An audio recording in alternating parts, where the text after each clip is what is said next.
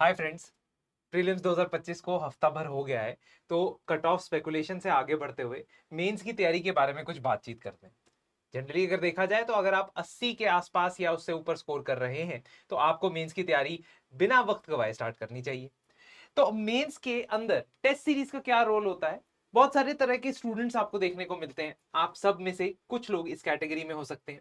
Content के बारे में जानकारी अच्छी है, नॉलेज ग्रास्प अच्छा है, बट आंसर राइटिंग में स्ट्रक्चर नहीं मिल पाता है। दूसरा, आपके पास बहुत सारे सब्जेक्ट्स में कंटेंट गैप्स हो सकते हैं, एथिक्स जैसे सब्जेक्ट्स या वर्ल्ड हिस्ट्री जैसे सब्जेक्ट्स या मेंस स्पेसिफिक सब्जेक्ट्स की बात करें। कई बार आप वेट करते हैं, ओवर थिंकिंग करते हैं कि जब मैं परफेक्टली तैयार हो जाएगा तब मैं टेस्ट लिखूंगा या आंसर लिखूंगा। आप प्रैक्टिस तो करते हैं लेकिन वो रेगुलर नहीं है। 20 दिन के गैप के बाद आप एक टेस्ट लिखते हैं, फिर 5 दिन के गैप के बाद एक टेस्ट लिखते हैं। This could also be time management related issues with in the exam. Paper लिखते वक्त टाइम मैनेजमेंट बहुत इंपॉर्टेंट है, 20 क्वेश्चन कंप्लीट करने हैं, तो उनको लेकर इश्यूज हो सकते हैं।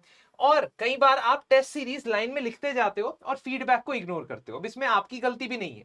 बहुत सारे टेस्ट सीरीज के अंदर जो फीडबैक होता है वो बहुत ही जेनेरिक होता है, बेसिक सा फीडबैक दे दिया जाता है जो कि आपकी प्रॉब्लम को एड्रेस नहीं करता है। तो ये चीजें अगर ध्यान में रखी जाएं तो आप एक प्रोसेस डिजाइन करो। प्रोसेस के बारे में सोचो कि मेंस प्रिपरेशन के लिए मुझे कम से कम 10 से 12 टेस्ट लिखने चाहिए मेंस के। इससे ज्यादा भी लिख सकता हूं लेकिन मिनिमम रिक्वायरमेंट मुझे लगता है मेंस के लिए इतनी रहती है। एंड ड्यूरिंग माय अटेम्प्ट जहां पे मैं इंटरव्यू दिया, मैंने ये देखा कि जितने ज्यादा मैं टेस्ट लिख रहा था उतना बेनिफिट हो रहा था। That is really precisely the point over here. तो study previous year question theme wise, ये पहला स्टेप है आपकी मेंस की तैयारी में। दूसरा, उसके अंदर सब थीम को समझना जरूरी। फॉर एग्जाम्पल, अगर मैं लेजिस्लेचर भी पढ़ रहा हूं पॉलिटी के अंदर, तो मुझे यह समझना जरूरी है कि प्रिसाइडिंग ऑफिसर कितना इंपॉर्टेंट है। मुझे यह समझना जरूरी है कि स्पीकर एंटी डिफेक्शन इसके अंदर कितना इंपॉर्टेंट है। और ये डिसाइड होगा previous year question theme wise पढ़ के।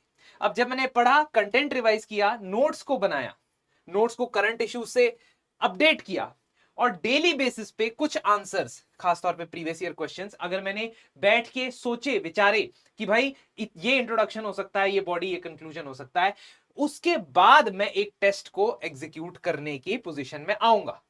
तो पहले 4 स्टेप इंपॉर्टेंट है, जिसके बाद आप 5th स्टेप पे आओगे। और उसके बाद भी काम खत्म नहीं हुआ। जो आपका टेस्ट में फीडबैक है, चाहे वो आपकी वर्ड लिमिट को लेकर हो, चाहे वो आपकी हैंडराइटिंग को लेकर हो, चाहे वो आपके पॉइंट्स को लेकर हो, चाहे वो आपके एग्जांपल्स को लेकर हो, चाहे आपके डेटा को लेकर हो, उस फीडबैक को अगले टेस्ट में इनकॉर्पोरेट करना, अपने नोट्स के अंदर इनकॉर्पोरेट करना, ये बहुत बड़ा स्टेप है जो मैक्सिमम लोग मिस कर देते हैं। और ये चीज आपने ध्यान रखनी है कि ये एक कंटिन्यूअस प्रोसेस चलता जाना चाहिए अप अंटिल द मेंस 2025।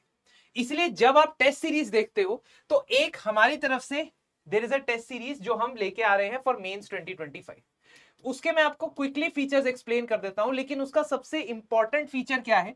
सबसे इंपॉर्टेंट फीचर ये है कि आप उसमें अलाइन हो जाते हो हमारे मेंस क्रैश कोर्स के साथ।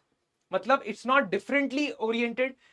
जैसे ही मेंस क्रैश कोर्स के अंदर कोई सब्जेक्ट खत्म होता है, उसके बाद उस सब्जेक्ट के टेस्ट को आप अटेम्प्ट करते हो। तो इसमें ना क्या होता है, 8 टेस्ट आपको मिलेंगे सेक्शनल, ठीक है, और 4 फुल सिलेबस टेस्ट मिलेंगे। इसके साथ साथ आपको मॉडल आंसर तो मिलने ही वाला है। Evaluation will be provided by me, ठीक है, मैं खुद ये पेपर इवैल्यूएट करूंगा जितने भी आएंगे, इसलिए लिमिटेड इनटेक हम रख रहे हैं, है ना। लाइव डाउट रेजोल्यूशन सेशंस भी रखूंगा, और इसके अंदर वन ऑन वन हमारी डिस्कशन होगी। टेस्ट सीरीज के अंदर हमारी वन ऑन वन डिस्कशन होगी। हर टेस्ट के बाद आपके साथ संपर्क किया जाएगा और आपको यह बताया जाएगा कि देखिए, इस टेस्ट के अंदर आपके इतने मार्क्स हैं, चलिए let us discuss how to improve those marks. तो ये बहुत ही एसेंशियल फीचर हमने इसके अंदर प्लान किया है। तो जो हमारा जीएस स्पेशल प्रायोरिटी ग्रुप है ना, उसमें आप क्रैश कोर्स और टेस्ट सीरीज दोनों को भी अवेल कर सकते हो। अदरवाइज आप सेपरेटली मेंस क्रैश कोर्स और मेंस टेस्ट सीरीज को अवेल कर सकते हो।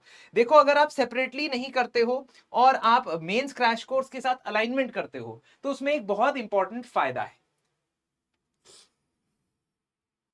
The essential feature to understand over here is कि जब आप मान लीजिए यहाँ पे आपका एथिक्स थ्योरी आपने पढ़ ली है ना, 6 दिन तक आपने क्रैश कोर्स के अंदर ऐसे एथिक्स थ्योरी पढ़ ली, तो आप एथिक्स का टेस्ट इसके अंदर लिखेंगे। तो हमारी जो टेस्ट सीरीज है ना, वो एथिक्स से शुरू हो रही है, और उसके 2 कारण है। नंबर 1 क्योंकि वो 15th से आपका पहला टेस्ट है, आपके पास अभी से लेकर एम्पल अमाउंट ऑफ टाइम है एथिक्स को अच्छे से कवर अप करने के लिए। कवर करना जरूरी इसलिए क्योंकि एथिक्स एक एसेंशियल कंपोनेंट है जिसको अगर आप मार्क्स जो मिल रहे हैं 250 में से या जितने मार्क्स मिल रहे हैं उसके हिसाब से देखोगे तो एथिक्स में दिया गया वक्त जो है, टाइम जो है, वो अच्छे डिविडेंड्स रीप करता है।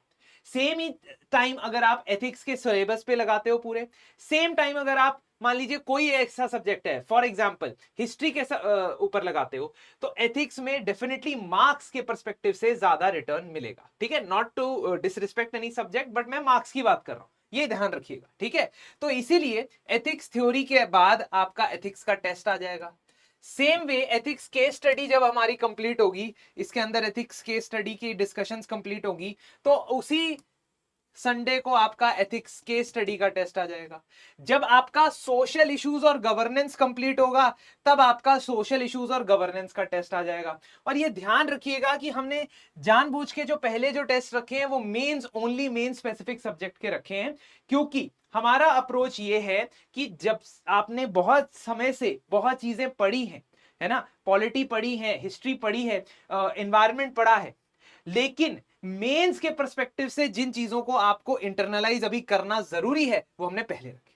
ठीक है, तो टेस्ट सीरीज की शेड्यूलिंग भी इसी प्रकार से हुई है कि मेन स्पेसिफिक सब्जेक्ट जो है पहले आएंगे, giving you ample head start. आपको 10 दिन 15 दिन दिए हैं ताकि आप उसको ब्रश अप कर ले। ठीक है, इन सभी चीजों की वजह से हम ये कहना चाहेंगे कि आप अपने हिसाब से डिसाइड कर सकते हैं टेस्ट को कैसे अप्रोच करना है। इसके ऊपर मैं और वीडियोस बनाऊंगा जो यूट्यूब के ऊपर आपको मिल जाएंगी, अवेलेबल रहेंगी। So that is what I wanted to discuss with you guys. I'll come up with more videos on how to discuss, how to start your answer writing. बहुत सारी चीजें मैं करूंगा डिस्कस आप लोग के साथ, और खास तौर पे जो 2026 के हमारे दोस्त हैं, है ना, उनके लिए will bring up some special videos जल्दी। धन्यवाद।